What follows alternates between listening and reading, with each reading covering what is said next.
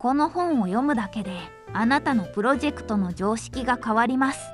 もしあなたがいつもプロジェクトがうまくいかない、チームの雰囲気が悪い、なぜか人が辞めていく、こんな悩みを抱えているなら、今回ご紹介する人が壊れるマネジメント、プロジェクトを始める前に知っておきたいアンチパターン50はまさにあなたのための本です。この本はプロジェクトマネジメントの落とし穴、つまりやってはいけないことを50個も教えてくれるちょっと珍しいタイプのビジネス書です。著者の橋本進勲さんは長年 IT 業界でプロジェクトに携わってきた経験から、多くの人が陥りがちな失敗パターンをユーモアを交えて解説しています。この動画ではこの本の重要なポイントをぎゅっとまとめてご紹介します。どんなメリットがあるのか、そして僕がこの本を読んでどう感じたのか、僕自身の感想も交えながら、小学生でもわかるように優しくお伝えしていきます。ぜひ最後まで見て、あなたのプロジェクトを成功させるヒントを見つけてくださいね。本の重要な3つのポイント紹介。この本には人が壊れてしまうようなマネジメントのやってはいけないこと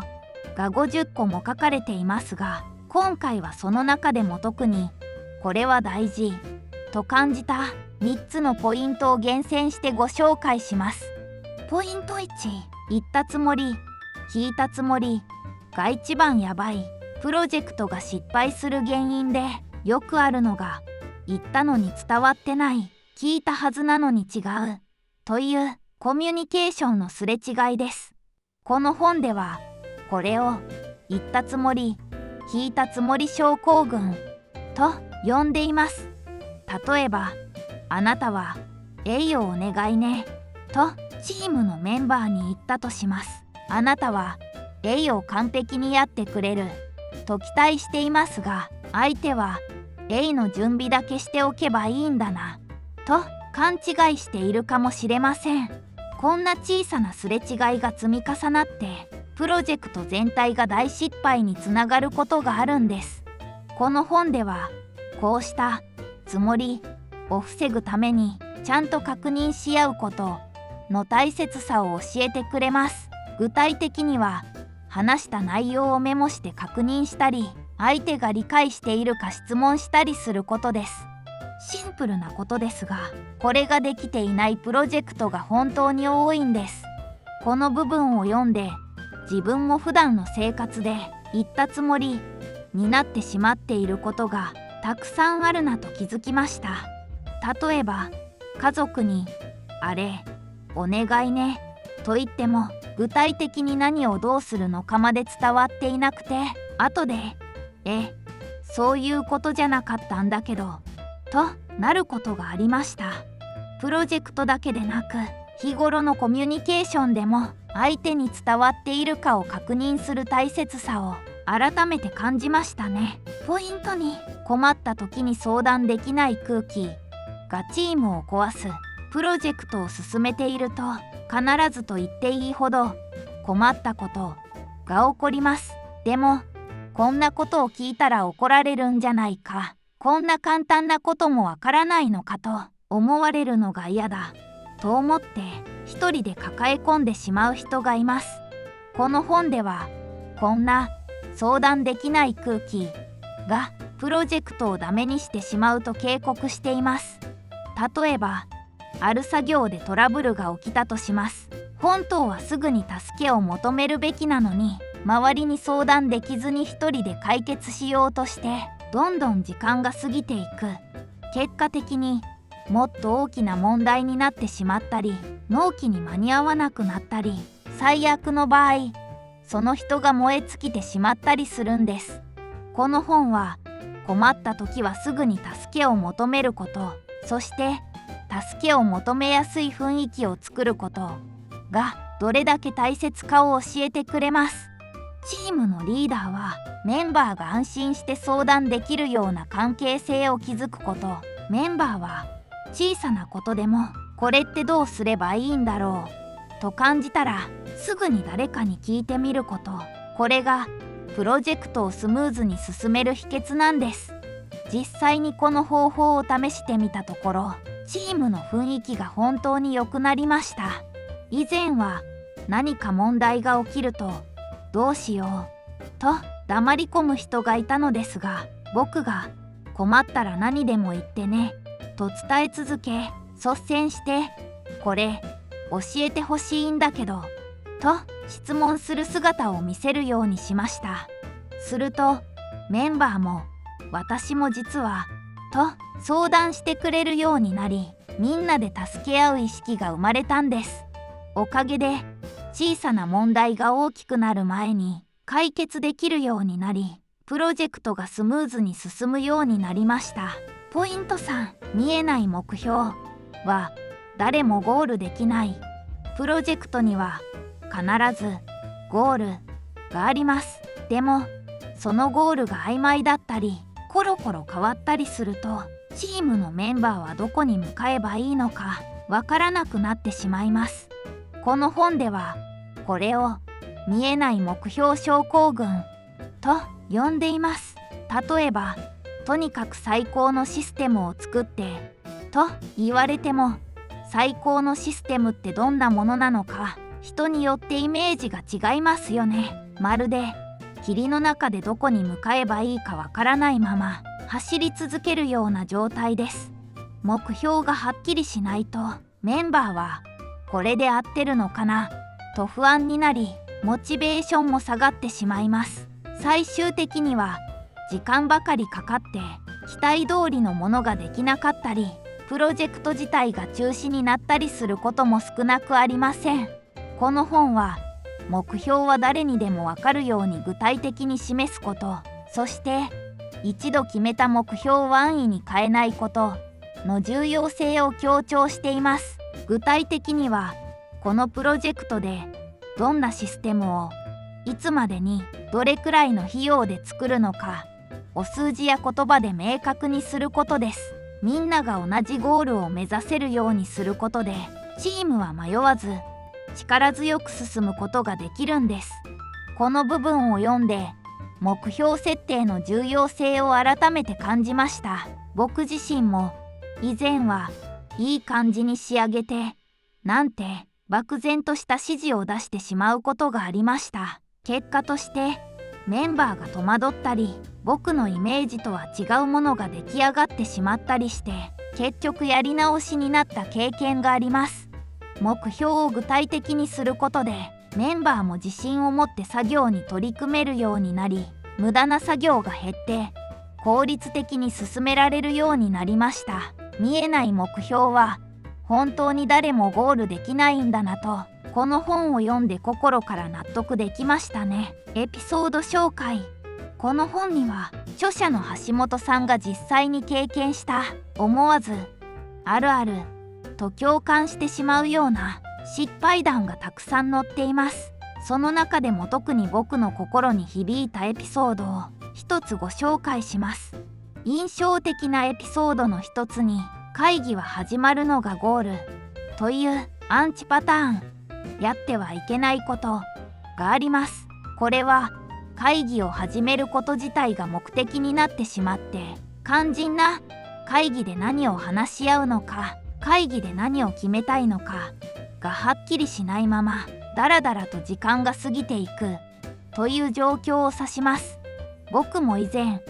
このような会議によく遭遇していました。会議室に集まってなんとなく始まり、参加者はただ座っているだけ、議題はふわっとしていて、誰かが何かを言っても結局結論が出ないまま、じゃあまた来週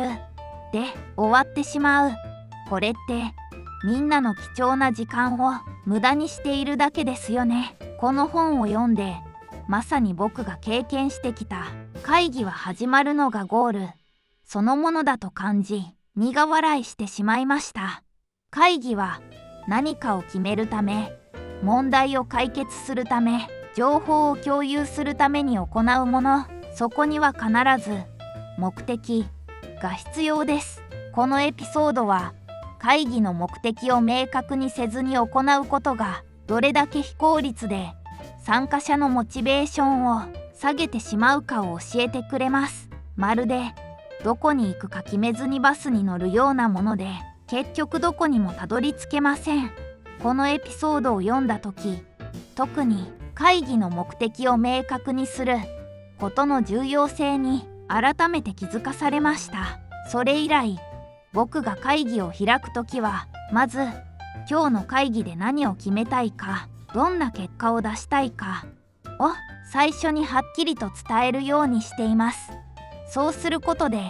参加者も意識を持って議論に参加してくれるようになり、短い時間で効率的に結論を出せるようになりました。この本が教えてくれた会議は始まるのがゴールじゃないという言葉は、僕にとって会議に対する考え方を大きく変えるきっかけとなりました。実践的な応用方法。さて、ここまで人が壊れるマネジメントから学べる大切なポイントを3つご紹介してきました。では、この本で学んだことを僕たちの毎日の生活や仕事にどうやって活かしていけばいいのでしょうか。僕がこの本を読んで特にこれはすぐに使える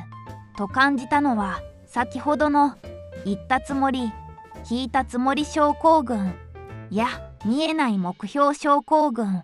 を防ぐための確認する習慣と具体的な言葉で伝える力です。例えば、仕事で誰かに何かをお願いするとき、あなたはしておいてねで済ませていませんか。この本を読んだ後は、何を何月何日までにこういう風に仕上げてほしいんだけど、それで合ってると相手がどう理解したかを具体的に確認するように変わりました。